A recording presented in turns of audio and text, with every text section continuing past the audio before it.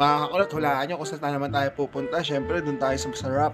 Parang ikaw, ay malamig yung panahon, pupunta tayo ng Batangas para maglomi. Pero ang kasama natin dito, si Aling Maliit. Hindi ko lang matutok sa kanya yung camera, pero ito na siya mga kakulot. O, sabi niya kasi, naboboring na ako sa kwarto. Gala-gala din daw pag may time. Sana all maraming time. Yung jowa mo ba, may time pa sa'yo?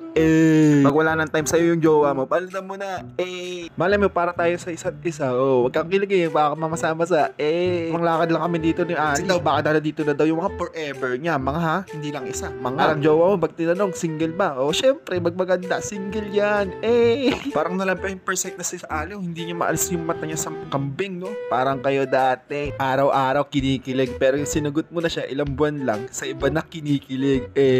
Maya-maya, nagyaya na para silang pupunta dun sa lumihan na pupuntahan namin na hindi namin na alam kung saan ba talaga yung pupuntahan namin, na malayo ba o malapit ba o malayo o malapit, kasi wala ba daw ang mapa doon. Totoo nga yung sinasabi nila, pag mga taga-probinsya, pag sinabihan kang malapit, wag ka maniwala, kasi yung malapit sa ala parang Quezon City to Cavite. Tapos gutom na kalahating oras na kayo bumabiyahe. Sabi niya malapit lang daw yung lumihan na dito sa Batangas sa pupuntahan namin, pero sobrang layo pala, sobrang layo na maging kayo.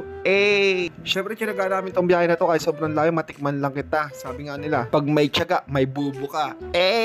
Maya mga kakulit, mga isang oras yata biniyahe namin, nakarating na kami dito. Sobrang dami pala talaga ng tao, no? Hindi, dahil pala talaga tong lumihan na to, kahit tagun-tago na talaga yung pwesto ng lumihan nila. Parang kayo, di ba, tagun-tago din yung kwarto na walang kusina.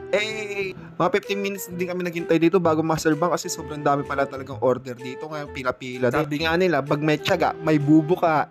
Bubuka mo yung bunganga mo, syempre kakain ka, no? Napakasarap, solid talaga yung lumihan dito at napakalapot, parang yung lapot niya. No, sobrang lapot mga kakulot. Kung tatanungin niyo ako kung saan to, hindi ko rin alam, basta nag-drive lang ako.